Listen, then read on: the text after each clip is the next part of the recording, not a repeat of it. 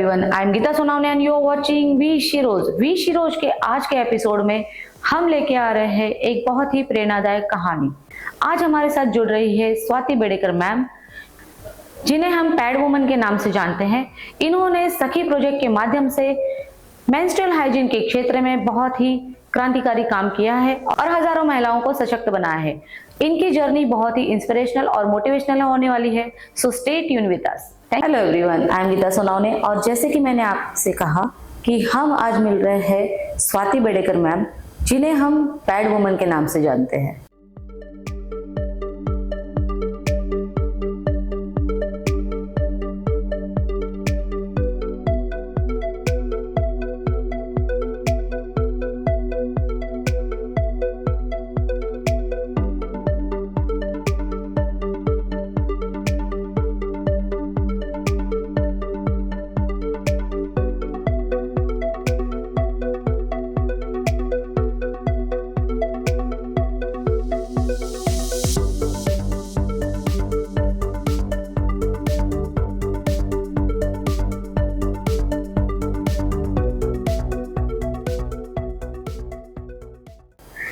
So welcome to our show, ma'am.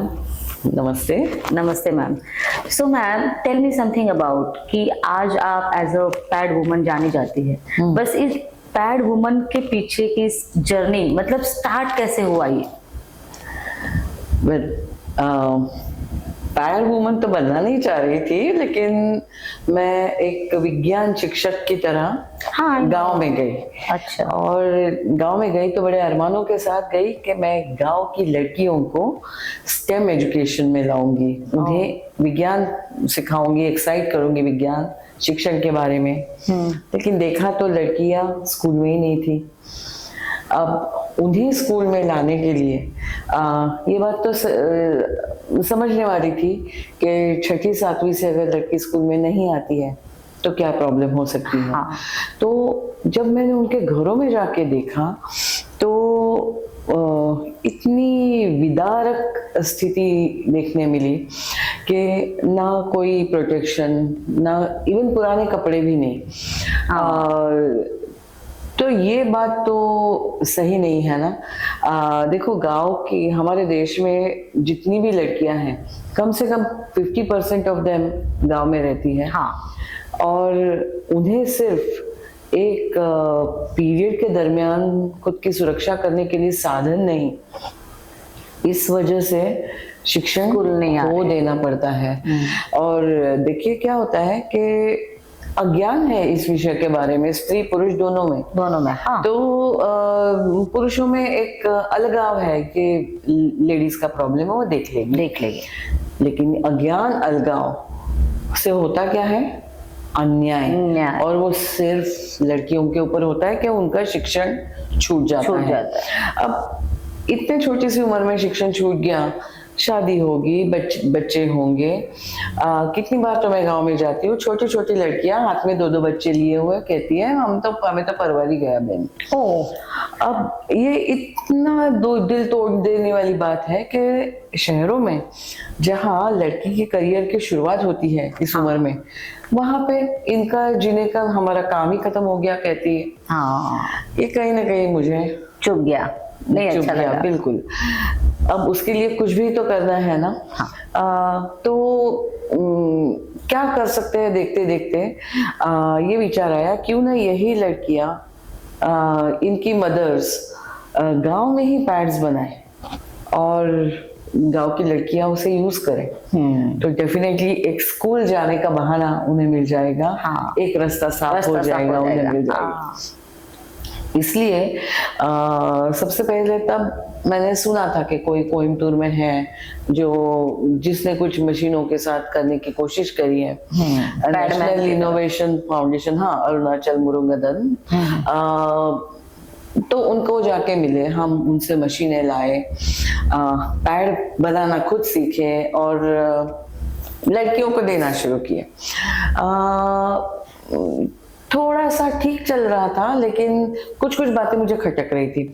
एक तो हमें जो रॉ मटेरियल आ रहा था, वो जो मल्टीनेशनल कंपनी होती है उनका रिजेक्ट जो होता है कि ये हमारे काम का नहीं, ये लेके जाओ, वैसा मटेरियल था और वो बहुत ज्यादा प्लास्टिक से भरा हुआ था।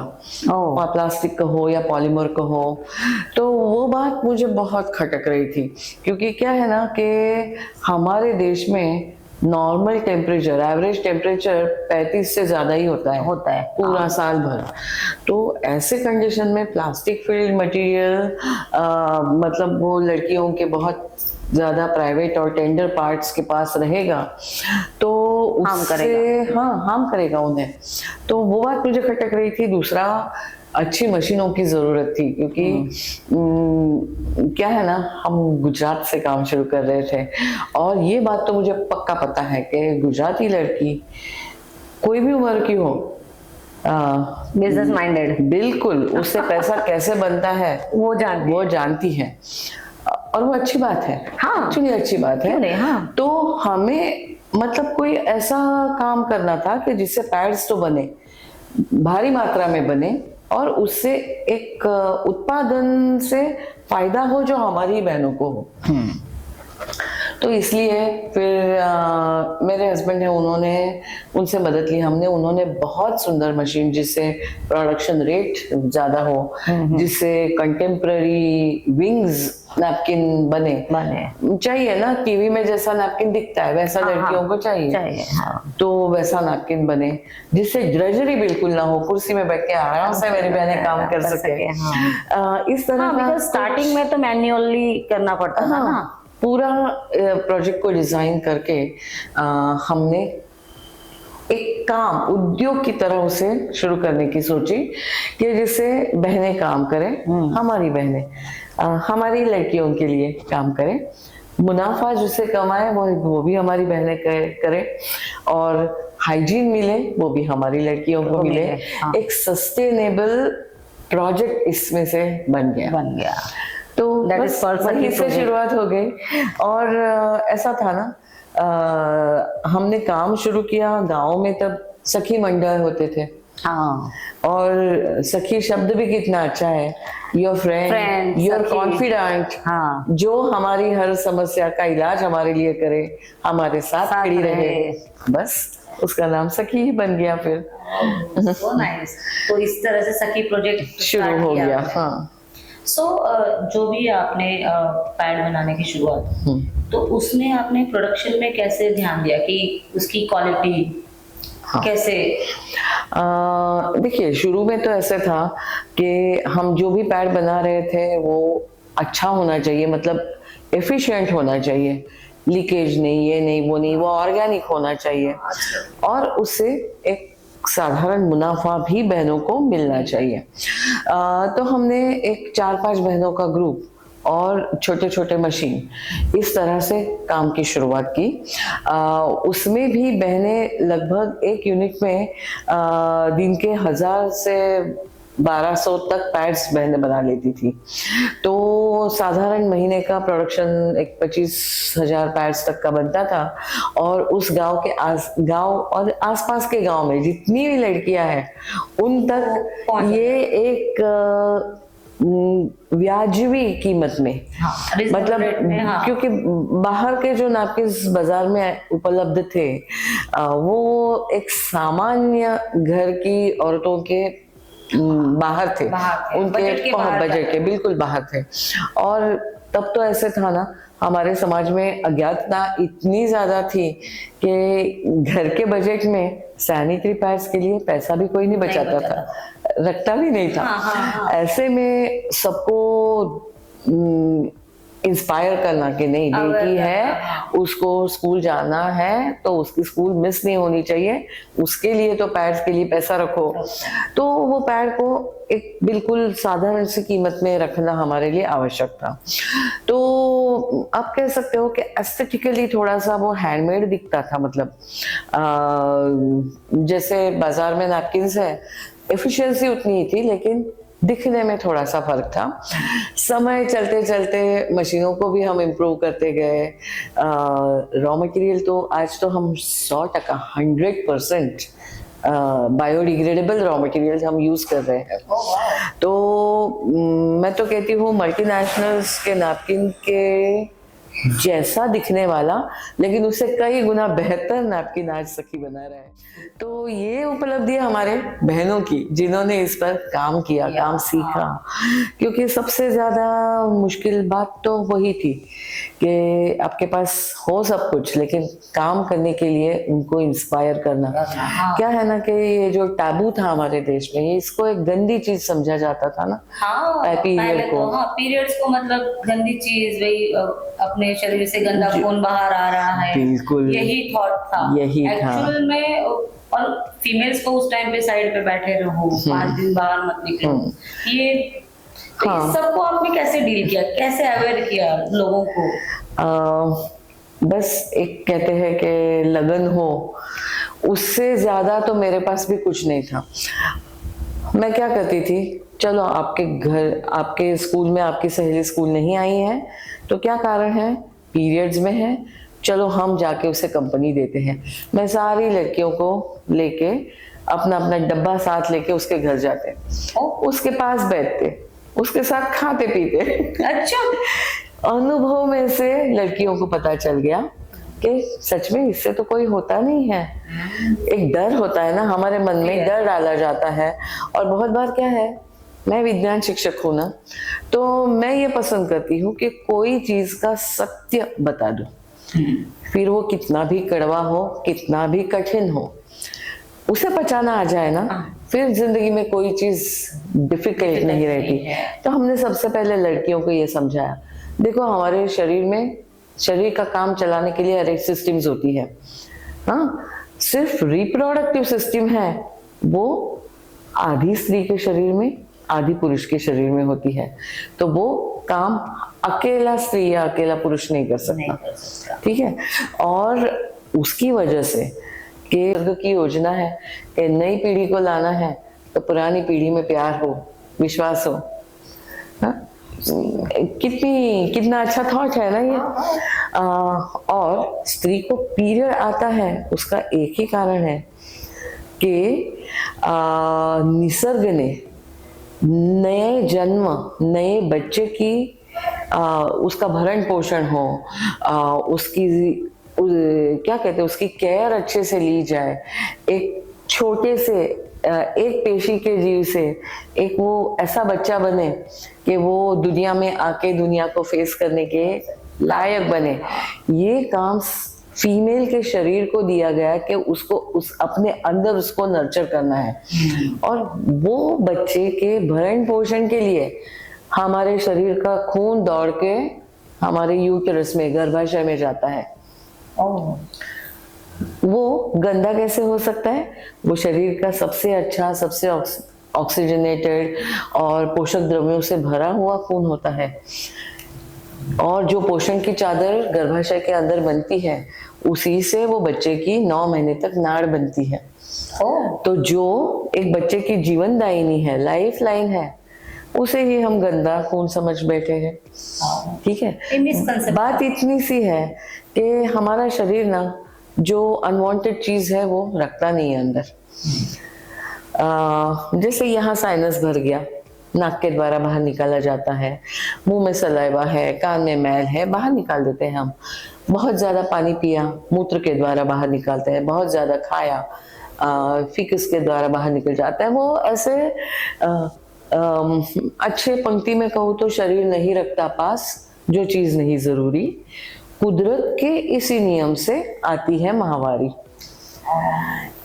इस तरह से हमने बहुत क्रिएटिव चीजें करके ये बात को बच्चों के सामने रखा, लड़कियों के सामने रखा। उसके लिए हमारी टीम में तो बहुत क्रिएटिव, बहुत अच्छे लोग हैं। हमारी एक साथी है, उन्होंने गाने लिखे इस विषय को लड़कियों तक पहुंचाने के लिए। बहुत सारे स्टूडेंट्स हमारे आते हैं, उन्होंने पोस्टर्स लिखे। एक तरह की एक मूवमेंट में हमने इसे तब्दील किया कि लड़कियों को अवेयर करो कि पीरियड क्यों आता है, कैसे आता है, और हमें खुद की स्वच्छता और सुरक्षा कैसे रखनी है।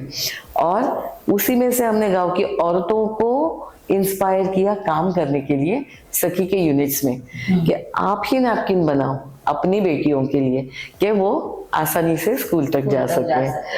तो ये ऐसा कुछ रसायन ओवरनाइट वाली बात तो थी नहीं, लेकिन लगे रहो तो हो जाता है। मुझे तो यही लगता है। नहीं, सही में लगे रहो, और एक बोलते ना कि एक डेडिकेशन के साथ और एक अच्छे मोटो के साथ काम करो तो लोग आपसे जुड़ते ही जुड़ते हैं। और विज्ञान शिक्षक हूँ तो हमने कितने सारे एक्सपेरिमेंट्स बनाए, प्लास्टिक की बोतल हो या ऐसे कोई फेंक देने वाली चीज हो, उसमें से एक्सपेरिमेंट तैयार किए, यूट्रस का मॉडल बनाया, पीरियड कैसे आता है ये करके दिखाया। अब ये सब बातें दृश्य होके अपने सामने आती है ना, तो हर एक का विश्वास फिर उस चीज पर बैठने लग जाता है। पहले ऐसे था कि सिर्फ औरतों को तैयार करके नहीं चलता था। तो अगर औरत को काम पे जाना है तो सबसे बड़ी समस्या सासू माँ। हाँ, सासू माँ। तो हमने क्या किया, हमने सासू माँ और बहू की टीम बना दी यूनिट्स में काम करने के लिए, कि आप दोनों मिलके काम करो। तो किसी को भी पैसे के लिए हाथ फैलाने की जरूरत नहीं पड़ेगी, और ये बिल्कुल बहुत अच्छे से काम कर गया।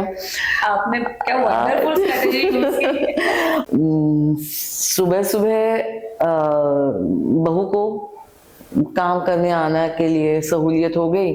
दोपहर में सासू माँ को सो जाना है तो वो थोड़ा शाम को आने लगी, बहू ने दिन भर क्या काम करके रखा है वो सही है कि नहीं, हमने उनको पैकेजिंग का काम दे दिया यूवी ट्रीटमेंट करके।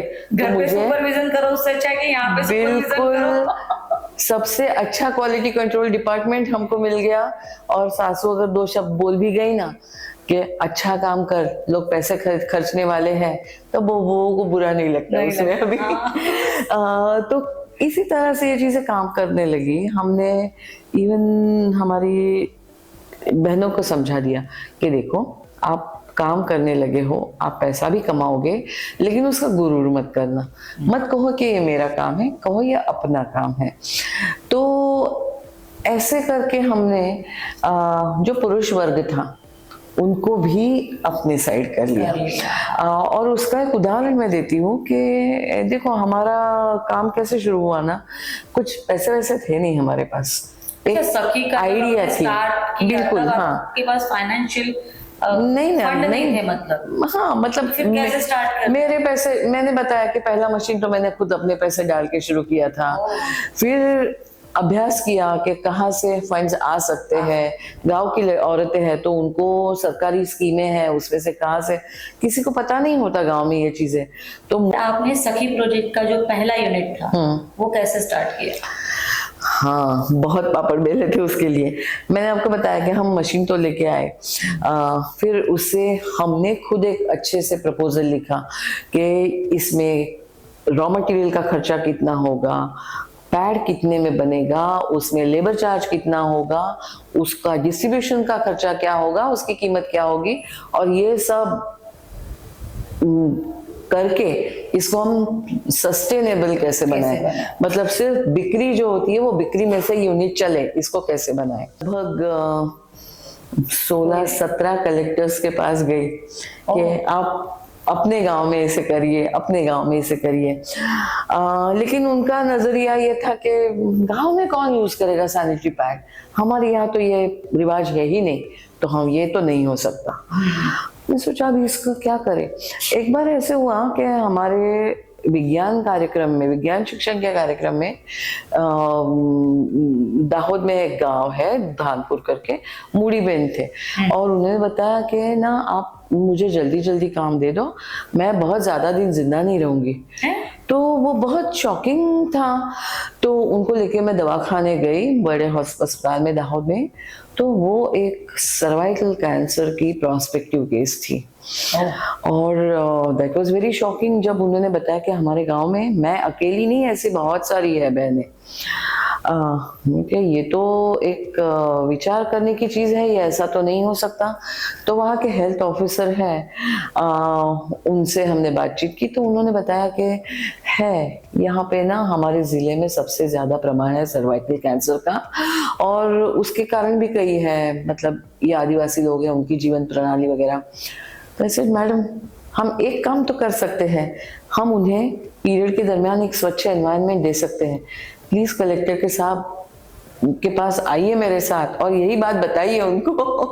और तब हमने दाहोद में देवगढ़ बारिया में पहला यूनिट शुरू किया, और हाँ तब से पीछे मुड़ के नहीं देखा, क्योंकि औरतों को ये प्रॉब्लम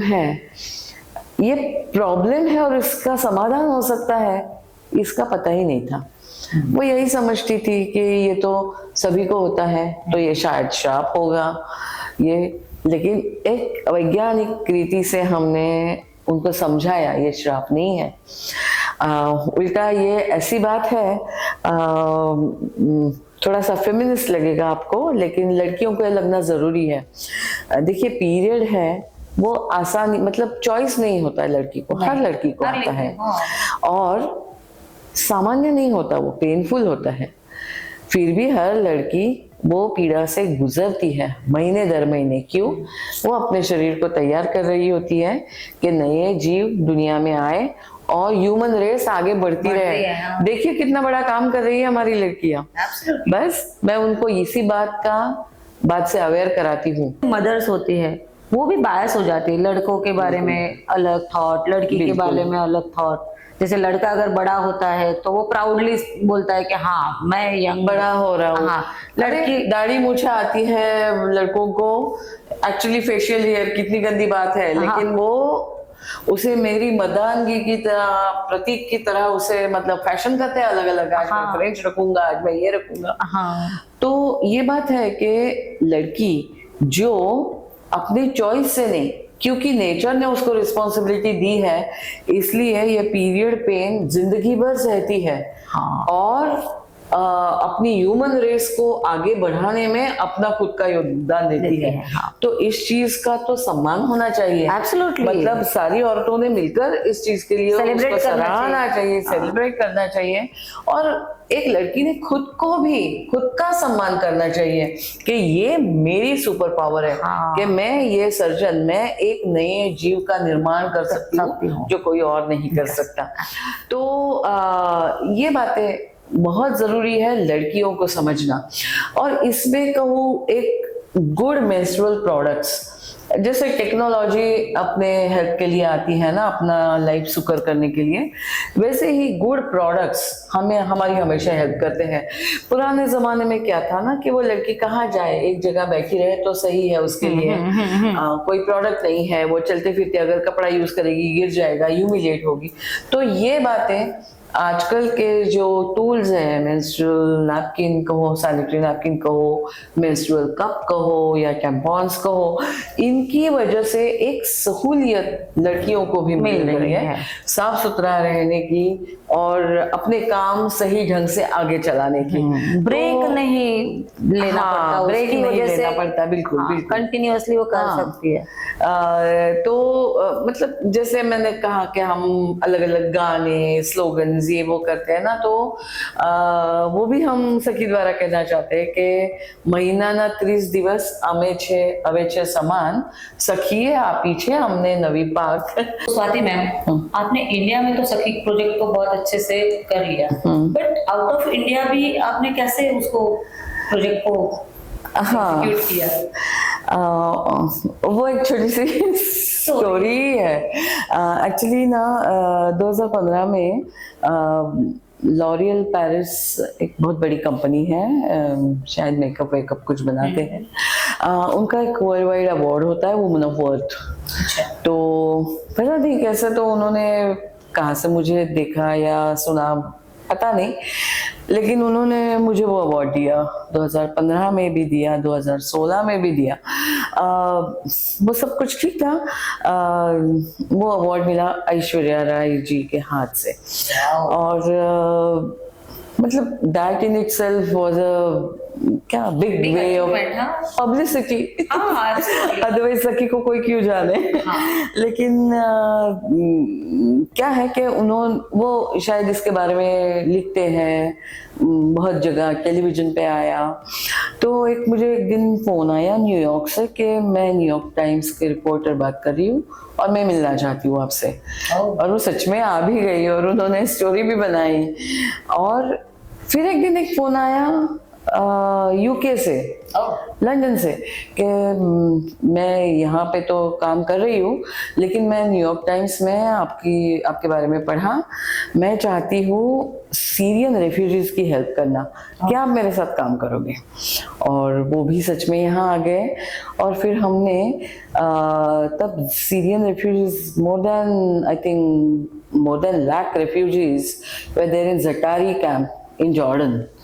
तो हमने 12 यूनिट्स वहाँ पे बसाए कि जहाँ पे जो मतलब उनका तो सब कुछ छूट गया था, तो उन्हें वहाँ पे हमने काम करना सिखाया, काम करवाया। वहाँ पे तो उनकी इतनी बुरी हालत थी कि बैंडेजेस नहीं थे अपने वुंड्स को कवर करने के लिए, उसके लिए भी सैनिटरी पैड्स बनाए और मतलब वो सारा उनका ब्लड वर्ड ये चाहिए ना, कुछ क्लीन और ये बैंडेज चाहिए, तो वो भी किया। वहाँ पे हमें एक और भी पता चला कि बहुत सारे लोग ना पैराप्लेजिक थे। तो उनके लिए डायपर्स, बड़े बड़े डायपर्स की जरूरत थी, क्योंकि उनको क्या वीक में $10 कुछ भत्ता मिलता था। तो उसमें खाना खरीदे या डायपर खरीदे। और एक एक घर में 3-3, 4-4 युद्ध से जख्मी हुए लोग पड़े हुए थे। तो तब हमने एडल्ट डायपर्स बनाए। और फिर यहाँ के मेरे दिमाग में ये आया कि ये समस्या हमारे यहाँ भी तो है। और मिडिल क्लास लोग हैं, अगर वो पूरा दिन के नर्स नहीं अफोर्ड कर सकते और जिनको अपने पेरेंट्स को लाइफ ऑफ डिग्निटी देनी है, तो उन्हें भी ये सहूलियत मिलनी चाहिए कि वो उनको अपने पेरेंट्स को, बेड रिडन पेरेंट्स हो तो उनको डायपर में रख सके। तो हमने यहाँ आके फिर डायपर्स बनाए, बायोडिग्रेडेबल डायपर्स वो भी। और बाजार में जो मिलते हैं उससे आधी कीमत में हम सारे लोगों तक उनको पहुंचा रहे हैं। और ये काम के साथ भी लगभग 1000 जितनी बहनें जुड़ी हुई है जो सिलती है ये सारे डायपर्स। तो देश विदेश, मतलब एक बार जॉर्डन में काम किया, फिर वो काम बीबीसी पे आ गया और भी कहीं आया होगा। तो जाहिर सी बात है बहुत लोगों को पता चल गया, तो ऑटोमेटिक लोग तो आने लगे। फिर अपना पड़ोसी देश है भूटान, ऑर्गेनिक कंट्री है, हैप्पी कंट्री। तो वहाँ से उन्होंने हमें बुलाया वहाँ के एजुकेशन डिपार्टमेंट में कि हमें यहाँ की स्कूलों में ये प्रोजेक्ट को करना है कि लड़कियाँ पैड्स बनाएंगी और सारे लोग, कम्युनिटी के लोग उनका उपयोग करेंगे। तो हमने वहाँ जाके वहाँ के प्राइम मिनिस्टर तक प्रेजेंट है वो प्रोग्राम में। तो एक मतलब अच्छा लगा। उसके बाद कई अफ्रीकन कंट्रीज में भी और अभी भी जहाँ पे भी ज़रूरत है हम तो चले जाते हैं, क्योंकि बहनें तो बहनें हैं, यहाँ की हो या कहीं की हो। बिल्कुल। वैसे हमें और एक बहुत अच्छा क्या कहूँ, मौका कहूँ या सहूलियत जो भी है, scientific advisor to the PMO, उन्होंने हमें कहा आप नॉर्थ ईस्ट में काम करिए, बहुत ज़रूरी है वहाँ पे ऑर्गेनिक मटेरियल होना। इतना सुंदर देश है ना, प्लास्टिक के सामान से, चाइना से आए हुए सामान से क्यों भर जाए। तो जब हमने वहाँ पे काम शुरू किया तो हमें IITs के साथ, रूटैक नाम की गवर्नमेंट की संस्था है कि रूरल टेक्नोलॉजीज को डेवलप करने के लिए, तो वहाँ पे हमने मद्रास IIT और IIT दिल्ली के साथ काम किया। हमारे पैड का डिज़ाइन भी बहुत बेहतर किया। अशुद्धिनाशक जो पैड्स को डिस्पोज ऑफ करने वाला जो यंत्र है उसके ऊपर भी उनके साथ काम किया। अशुद्धिनाशक यंत्र जो आपने बनाया, हाँ, वो थॉट कैसे आया? ऐसा था कि गांव में जाके हमने बहनों को पैड बनाना सिखाया, यूज करना सिखाया, उनको बहुत अच्छा भी लगा। एक बार ऐसे हुआ कि हम गांव में गए ना, तो सारी बहनें ऐसा सहम के बैठी थी कि हम नहीं काम कर सकते इसके ऊपर। मैं क्या क्या हुआ कि नहीं पूरा गांव हमें हेट करता है, हमारे यूज किए हुए पैड्स इधर उधर फैलते हैं, कुत्ते खींचते हैं, ये करते हैं, तो गंदा होता है, वो नहीं चलेगा। सर हाँ, ये तो समस्या है, और ये सिर्फ गांव की नहीं, ये पूरे शहरों की सभी की समस्या है ये। और अजीब बात ये है कि बाहर से तो पैड्स आते रहते हैं यहाँ पे, हाँ। किसी ने सोचा नहीं कि इसका पर्यावरण पर क्या परिणाम होगा। मेरी गांव की बहनों ने सोचा, तो उनके लिए तो कुछ करना ही था। अब क्या करें, हम क्या कर सकते हैं? मैंने तो घर पे जाके खाना बनाना बंद कर दिया। बिल्कुल। My husband, my saviour angel, उनको बोला कि खाना तभी मिलेगा जब इस समस्या का निवारण होगा। क्या बात कर रहे हो? जालिम उपाय हो जाता है काम। नहीं, फिर क्या हुआ ना कि हम घूमे, गांव घूमे कि ऐसी क्या चीज है जो गांव के एनवायरनमेंट में मर्ज हो जाए, गांव की लड़कियों को आसानी से आ जाए और महंगी भी ना हो। क्योंकि ऐसे टैबू सब्जेक्ट पर पैड खरीदते नहीं है लोग, तो पैड को डिस्पोज ऑफ करने पर पैसे थोड़ी ना खर्च करेंगे। और देखिए, इलेक्ट्रिकल इंसिनरेटर्स तब तक बाहर के देशों में बन रहे थे, लेकिन वहां पे ऐसा है कि 1300 डिग्री से ज्यादा टेम्परेचर चाहिए एक प्लास्टिक फिल्ड पैड को डिस्ट्रॉय करने के लिए। हमारे यहाँ प्लास्टिक फिल्ड पैड्स तो थे, लेकिन कोई इंसिनरेटर नहीं था जो इतनी बड़ी हीट तैयार कर लेगा। और कम टेम्परेचर पे उसको, मतलब आधे अधूरे टेम्परेचर पे डिस्ट्रॉय करने से उसका नुकसान ज्यादा था। तो हमने कुछ अलग सोचा। हमने ये सोचा कि अगर पैड में प्लास्टिक है, हमारे तो नहीं है, लेकिन अगर किसी और पैड में प्लास्टिक है, तो उसका जो मेल्टिंग पॉइंट होता है ना, पिघलने का जो पॉइंट होता है ना, उससे भी कम टेम्परेचर पे हम उसे नष्ट करेंगे। हाँ, तो उसकी वजह से प्लास्टिक में से जो गंदे वायु निकलते हैं, पर्यावरण में घुलते हैं, वो नहीं होगा। तो मैंने बताया कि मेरे हस्बैंड ने फिर he came up with a very nice instrument जो गांव की मिट्टी से ही बना था, और उसे बनाने वाले भी थे गांव के कुम्हार ही थे। तो एक बिल्कुल साइंटिफिक डिजाइन जिसमें 100% कंबशन पूरा हो, और उसकी बनावट में हमारे ही जो पुराने जमाने में जिससे कंस्ट्रक्शन होता था, जैसे कि चूना है, राइस हस्क है, और कई चीजें हैं, उससे उसकी बनावट तैयार की, जिसमें अगर कोई धुआं निकले तो वो सकिया एब्जॉर्ब हो जाता है।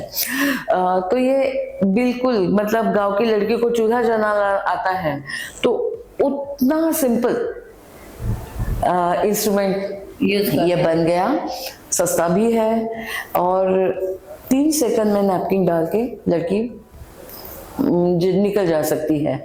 तो उसकी प्राइवेसी और उसकी डिग्निटी दोनों ही इंटैक्ट है। और पता है, अगर सैनिटरी नैपकिन आप एट सोर्स डिस्पोज करो ना, तो 2 फायदे हैं। एक तो आप अपने पर्यावरण को बचा रहे हो, क्योंकि सैनिटरी पैड जिसमें ह्यूमन ब्लड होता है, ऑक्सीडाइज होने के बाद वो हवा में बैक्टीरिया छोड़ने लगता है, फैलने लगता है, रोगचाला पसर सकता है उससे। और दूसरी बात, ये सैनिटरी पैड अगर आप वेस्ट में डालो तो उसका सेग्रीगेशन करना, जिसमें आप जो रैक पिकर्स होते हैं ना, उनकी लाइफ को हर्ट कर सकते हो। उसको ट्रांसपोर्टेशन करके अलग जगह ले जाना, बड़े बड़े इलेक्ट्रिकल इंसिनरेटर्स में उसको डिस्पोज ऑफ करना, इसमें बहुत सारा खर्चा आपके सरकार का होता है। वो खर्चा भी आप ये छोटे से इंस्ट्रूमेंट में उसको डिस्पोज ऑफ करके बचा सकते हो, देश सेवा कर सकते हो। तो ये दोनों चीजें इससे अचीव हुई, और मुझे खुशी है कहने में कि हमारे राष्ट्रपति जी थे तब के, डॉक्टर प्रणब मुखर्जी, उन्होंने भी इसे खूब सराहा। ठीक भी है जो हमें मिली है हमारे गांव की बहनों से, कि क्योंकि वो अपने पर्यावरण से प्रेम करती है, वो सैनिटरी नैपकिन का उपयोग करना छोड़ने के लिए तैयार थी, लेकिन उनको यूज नैपकिन को अच्छे से ठिकाने कैसे लगाए उसका उत्तर चाहिए था। और वो प्रेरणा थे इसके पीछे की। अच्छा, बाद में एक स्टोरी ये भी है कि जैसे पैडमैन जो मूवी बनी, तो वो भी आपके पास आए थे। और हाँ, स्टोरी मतलब देखिए, हम तो काम कर रहे थे। अब एक दिन कुछ लोग आए, उन्होंने पहले ईमेल किया कि हम आना चाहते हैं, देखने आना चाहते हैं। सर आ जाओ, मतलब ठीक है। तो फिर उन्होंने आके बताया, बहुत बड़े बड़े नाम लिए, ये फिल्में हमने बनाई हैं। अरे वाह। तो हम देखना चाहते हैं आप कैसे काम करते हो। फिर हम उन्हें लेके गए, गाँव गाँव लेके गए। जाते जाते वो बहुत सुंदर एक कविता भी लिख के गए हमारे इसमें कि बहनें कैसे काम कर रही है, उनके काम की अच्छी सराहना करके गए। ठीक है, वो आए गए, देखा सब, हम भूल गए। कुछ दिन बाद, कुछ साल बाद एक्चुअली हमें मतलब कुछ काम था, नाम था कंपनी का, कुछ वो पब्लिसिटी करने वाली बड़ी बड़ी कंपनियां। मुझे फिर से हंसी आने लगी कि ये क्या है। लास्ट टाइम जब हुआ था ऐसा, तब हमें वो वुमन ऑफ वर्थ अवार्ड मिला था। अब क्या है? तो बोला कि आपको तो प्रीमियर पे बुलाया जा रहा है और एक टीवी शो है उसमें बुलाया जा रहा है। कुछ नहीं, हम यहाँ के हमारे जो साथी थे, हम चले गए टीवी शो में। तो बड़ा मजा आया, अक्षय कुमार जी तो उनके साथ खुद बातें करके। और बहुत सारे लोग मिले एक्चुअली वहाँ पे। और अशुद्धिनाशक की भी सराहना बहुत वहाँ हुई, क्योंकि हमें पता नहीं चलता, लेकिन ये समस्या जितनी गांव में है उससे कई गुना ज्यादा शहरों में है। और इतना सिंपल सा निवारण इतने छोटे से इक्विपमेंट के साथ हो रहा है। तो हाँ, वो एक बहुत अच्छा एक्सपीरियंस था। सिनेमा और ये लोग हैं, उनका इम्पैक्ट बहुत ज्यादा होता है लोगों पे। तो मैं बड़ी खुश हूँ कि इन्होंने ये फिल्म बनाई। क्योंकि कभी कभी क्या था, गांव में इस विषय पर जब हम बातें करते, हमें भगा दिया जाता था। तो अब तो लोगों के फोन आने लगे। पहले अक्षय कुमार पण बोले छे ने तो साचू थशे, आवी जाओ बेन, आई पण काम करो। अरे सुपर। और होता है, social media has its own power. बिल्कुल, वो तो है, सोशल मीडिया की एक अलग पावर है। तो क्या है ना कि सखी के माध्यम से ना ही हम अच्छे प्रोडक्ट्स लोगों को देते हैं, जैसे कि adult diapers, biodegradable adult diapers मिलना कि 10-12 घंटे अगर वो वृद्ध या रुग्ण डायपर में हो तो उन्हें तकलीफ नहीं होगी। ऐसे डायपर्स, बायोडिग्रेडेबल पैड्स। देखिए, हमारे देश में ये कैक का, हमारे आरोग्य का जो डिपार्टमेंट है, उनके रिपोर्ट में 10 साल पहले यह था कि 76% of women are sick with some kind of infection in the vaginal area। ये बहुत सीरियस बात है। इतनी ज्यादा तादाद में बहनों का बीमार रहना सही नहीं है। सो उसका इलाज है बायोडिग्रेडेबल पैड्स करो। डिस्पोजेबल पैड्स वापरना क्योंकि एक सहूलियत है उससे, सही है, लेकिन वो बायोडिग्रेडेबल पैड्स यूज करो। बिल्कुल। देखिए, हम फिलैंथ्रोपी करने वाले, अच्छी लगने वाले लोग हैं। जो पैड्स के ऊपर आप पैसे खर्च करोगे ना, वो हमारी ही बहनों के घर चलाने में काम आएंगे, हमारी ही बच्चों को आगे का एजुकेशन मिलने में काम आएंगे। तो ये जरूर करना चाहिए। तो और ऐसा है ना कि बहुत पहले हमारे मशीन सिंपल थे, जब गांव-गांव में ये मशीन चल रहे थे, लेकिन आजकल शहरों में ये मशीन चलते हैं। तो हमारे मशीन्स भी बिल्कुल मॉडर्न, नए सिरे की टेक्नोलॉजी से बनते हैं। पैड भी आप बाजार के, मतलब मल्टीनेशनल के पैड के जितना, उनसे अच्छा ही दिखता है। लेडीज का प्रोडक्ट है और वो बायोडिग्रेडेबल है। उसमें जरा भी, इतना सा भी प्लास्टिक का उपयोग नहीं हुआ है। आपकी स्किन के लिए भी अच्छा है, आपके पर्यावरण के लिए भी बहुत अच्छा है। उसके साथ साथ हमारी गांव की बहनें, पहले मैं जाती थी कि पैड यूज करो, तो वो कहती थी कि ये तो शहर की लड़कियों का साधन है ना, हम कैसे यूज करें। ऐसे नहीं नहीं, ये लड़कियों का साधन है, आप जरूर इसे यूज करो। एक दिन हम गिफ्ट देंगे शहर की लड़कियों को। और पता है वो गिफ्ट क्या है? गांव गांव में लेडीज पीरियड पैंटीज बनाती है। जो देखिए, एक माँ की समस्या क्या होती है, मेरी बेटी स्कूल जाएगी, पीरियड्स तो कम अनवारंटेड, उसे कहीं ह्यूमिलेट होना पड़ा तो इस समस्या का इलाज है smart panty, smart period panty सखी बनाती है। उससे आपकी बेटी को अनवारंटेड पीरियड आ भी गया तो भी 6 घंटे की सुरक्षा वो पैंटी उसे देगी। अगर डेट पास में आ रही है तो ये पैंटी पहन लो। 40 साल के बड़े विमेन जो होते हैं, उनकी समस्या होती है इनकॉन्टिनेंस, खांसी आ गई, बहुत देर बस में जाना पड़ा, थिएटर में जाना पड़ा, ठंड लगी, वॉशरूम में भीड़ है, ये पैंटी आपको वैसी ही सुरक्षा देगी। आराम से आप बस का ट्रैवल भी कर सकते हो, कहीं कुछ भी कर सकते हो। तो ये गिफ्ट है हमारे गांव की बहनों ने बनाया और आपकी तरफ पहुंचाया, वो भी अफोर्डेबल दाम में। आप ट्रैवलिंग पे जाओ, हर समस्या का, स्त्रियों से जुड़ी हुई हर समस्या का समाधान सखी के पास है। स्वाति मैम, जैसे गांव में तो समझ में भी आता है, रूरल एरियाज है, वहाँ पे अवेयरनेस कम है मेंस्ट्रुअल हाइजीन के बारे में, बट शहरों में भी कम नहीं है, वहाँ पे भी ऐसी सिचुएशन है। उसको अवेयरनेस के लिए आपने क्या किया? हाँ है, और कहीं ना कहीं हमें भी जरूरत पड़ी कि शहर की थिंकिंग औरतें इसमें इन्वॉल्व हो। हाँ। ताकि ये बस गांव के लिए या गरीबों के लिए पैड ऐसा बन के ना रहे। तो तब हमने ना एक क्या कह सकते हैं उसे, it added a fun element also.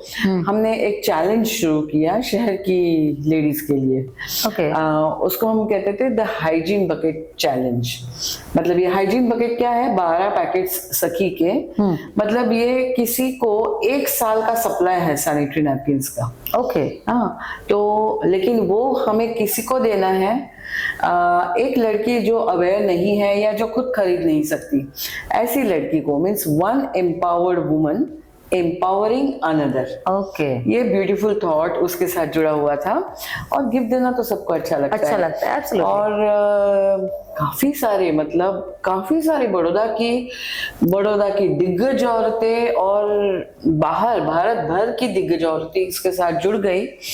और यू वोंट बिलीव, हम 5 लाख लड़कियों तक पहुंचे थे वो 1 साल में। वाओ। हाँ, और लेकिन ये चैलेंज सिर्फ गिफ्ट देने तक का नहीं था। इसमें ऐसा था कि you have to give 5 minutes of your life. आपको मेंस्ट्रुअल हाइजीन के बारे में बोलना है कुछ, या तो वो लड़की को समझाना है या फेसबुक पेज पे दुनिया के साथ बोलना है। और देखिए क्या होता है ना, जब बोलना हम शुरू कर देते हैं तो कितनी सारी चीजों का सॉल्यूशन ऑटोमेटिकली मिल जाता है, निकल आता है। क्योंकि वही हम जब बोलते हैं तब सोचने भी लगते हैं ना। और इतनी सारी औरतें अगर बोलने लगेगी तो जो चीज हश हश थी, पर्दे के पीछे थी, अब वो सामने आ गई। मेंस्ट्रुअल हाइजीन ये सिर्फ हाइजीन नहीं है, ये मेंस्ट्रुअल हेल्थ है, ये विचार सामने आ गया। और काफी सारे विचार इसमें, मतलब मैं बताऊं तो लड़की को बहुत छोटी उम्र से अच्छे प्रोटीन्स खाने चाहिए, ये विचार भी इसी में से सामने आया। क्योंकि क्या है, after all it's a game of hormones. Hormones क्या होते हैं? प्रोटीन्स होते हैं। तो अच्छे प्रोटीन्स खाओगे, अच्छे प्रोटीन्स मिलेंगे बाद में। ये विचार सामने आया। हमारे देश में ना थोड़ा सा जब पहले सेलिब्रेशंस वगैरह करते थे तो ऐसे करते थे ना कि ये अभी उम्र लायक हो गई, बच्चे पैदा करने लायक हो गई। तो एक गलत चीज के साथ ये विचार जुड़ा हुआ था। तो इस मूवमेंट के साथ हमने वो विचार को तोड़ दिया कि menstrual hygiene is connected to health and not sex. तो हर एक लड़की को, हर एक औरत को हमने इस चीज का अवेयरनेस दिया। वो भी हाइजीन बकेट प्रोग्राम द्वारा सामने आया। तो मतलब ये कुछ तरीके हैं। फिर हमने एक प्रोग्राम शुरू किया सखी के साथ। 1-1 मिनट के छोटे छोटे ज्ञान हम सबको देते रहते हैं इसमें से, Okay. जो व्हाट्सएप द्वारा दूर तक जितना फैलना है फैल सके। देखिए शुरुआत में भी जब हमें सपोर्ट चाहिए था फ्रॉम विलेज मैन, तभी हमने ये किया था कि उनके व्हाट्सएप ग्रुप्स बनाए छोटे छोटे, Okay. और उनको ये बात समझाई कि अगर आप पिता हो, अगर आप किसी के बेटे हो, अगर आप किसी के हस्बैंड हो या किसी के बॉयफ्रेंड भी हो, तो आपका एक औरत की हेल्थ में 50% स्टेक है। हाँ। अगर वो खुश है तो आप और आपका परिवार खुश और स्वस्थ रहेगा। तो एक सोशल मीडिया का पॉजिटिव यूज कह लो, या जैसे हमारे गीत है या अलग अलग विषय पर लड़कों से हमने इलोक्यूशन कॉम्पिटिशंस करवाए कि आपके विचार बताओ। हमने रक्षाबंधन करवाए। अच्छा। हाँ, कोई भी गवर्नमेंट स्कूल की लड़कियां हैं, हमने जाके अलग अलग कलेक्टर्स को और इनको भी राखियां बांधी है, डीडीओज को। वाओ। तो क्या होता है ना, एक चीज का जो नॉर्मलाइजेशन करना था हमें पीरियड का, कि पीरियड के बारे में बोलना ठीक है, सही है। हाँ। और सोशल मीडिया पे, social media has its own power. बिल्कुल, Absolutely. हाँ, तो उससे जल्दी स्प्रेड भी होती है, उसको हमें हार्नेस करना भी चाहिए। और अच्छा है कि हम सही चीज के लिए फॉर गुड एजुकेशन उसका उपयोग करें। हाँ। तो ऐसे तो हमारे यहाँ बहुत सारे क्या कहते हैं जोहरी लोग हैं जो ऐसे छोटी छोटी बातें बिखेरते रहते हैं इसके बारे में। सुपर। लेकिन ये मैं जरूर कहना चाहूंगी कि उम्र कोई भी हो, एक औरत को अपनी सेहत का बचाव करने के लिए नेचुरल बायोडिग्रेडेबल चीजें उनका उपयोग करना बहुत जरूरी है।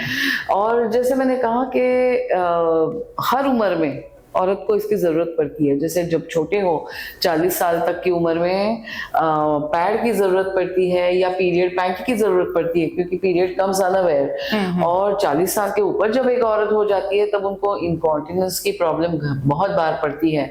तब भी उसने पीरियड पैड का उपयोग करे तो 6 घंटा तक उसे अच्छी सुरक्षा उससे मिलेगी। अगर एक सखी का यूनिट स्टार्ट करना है तो उसके लिए क्या है प्रायोरिटी, मतलब? हाँ, देखिए अब तक हम जो करते आए हैं, क्योंकि ये एक सोशल एंटरप्राइज का हमने इसे स्वरूप दिया है। हाँ, तो सखी एक सोसाइटी है, और जो औरत जहाँ पे भी यूनिट शुरू करती है ना, वो यूनिट लीडर सखी की मेंबर बन जाती है। ओके, वो फिर अपने अपने इलेक्शन करके वो अपना बोर्ड बनाती है। ताकि क्या होता है ना, एक सखी का यूनिट दूसरे सखी के यूनिट के साथ कंपटीशन नहीं करे। रादर सारे एक साथ जुड़कर सरकारी अस्पतालों के, डिस्ट्रिक्ट्स के टेंडर्स निकलते हैं ना, वो एक साथ वो काम कर सकते हैं जुड़ के। क्योंकि क्वालिटी तो ऐसा है कि नैपकिन कश्मीर में बने या केरल में, एक जैसा होगा। बिल्कुल। तो इसके लिए इन्वेस्टमेंट कितना होता है?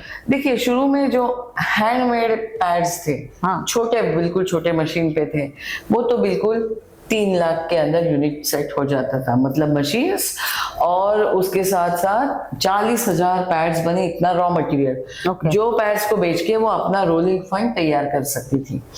अब समय के साथ साथ एक इंटरनेशनली कॉम्पीट कर सके ऐसा पैड चाहिए, तो हमने भी अल्ट्रासोनिक सीलिंग वाला पैड बनाया, मशीन बनाया।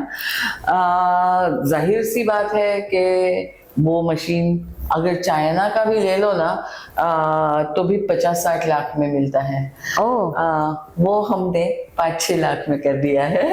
तो बहुत आसानी से एक मॉडेस्ट 7.5-8 लाख की इन्वेस्टमेंट में पूरा मशीन और 40 लाख पैड्स बने, इतना रॉ मटेरियल एक लेडी को मिल जाता है।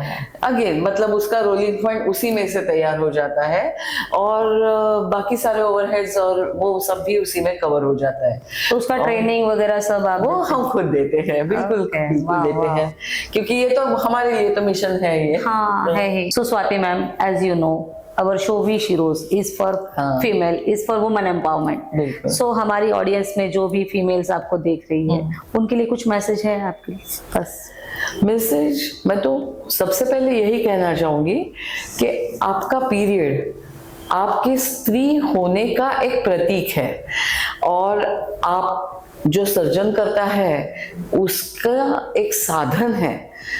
पीरियड ना हो, पीरियड ना आए तो माँ बनने का सुख, जो सबसे बड़ा सुख कहलाया जाता है, वो पॉसिबल ही नहीं है। लेकिन उसके साथ साथ ये जो पूरी प्रक्रिया है इसको बड़े सावधानी से और सजग तरीके से आपको संभालना है। एक बात याद रखिए, आपका पीरियड का आना ये सेक्स से रिलेटेड नहीं है, ये हेल्थ से रिलेटेड है। वो आपके हाथ में है। आपकी सेहत जब अच्छी हो ना तो आप कुछ भी कर सकते हो। आप अगर गांव में हो, शहर में हो, मतलब सिर्फ खुद का पीरियड संभालना और अच्छे बच्चे पैदा करना यही नहीं, एक उद्योग का निर्माण करना ये भी आप कर सकते हो। जैसे मेरे साथ जुड़ी हुई कितनी सारी सखियों ने किया। तो सखी की तरफ से यही बात कहना चाहूंगी, आपके साथ सखी तो आप सुखी। Swati ma'am, thank you so much for coming in our show. आपकी वजह से मेंस्ट्रुअल हाइजीन के बारे में, एज अ फीमेल, पीरियड्स जो लोगों का सोच था कि ये गंदा है या फिर जो शब्द शुशुश वाला था, हाँ। वो सब चीजें जो मिसकंसेप्शन था वो सारा दूर हो जाएगा और बहुत सी महिलाओं को बहुत कुछ आज जानने को मिला। So thank you so much for coming in our show. Thank you so much. Thank you. We शिरोज।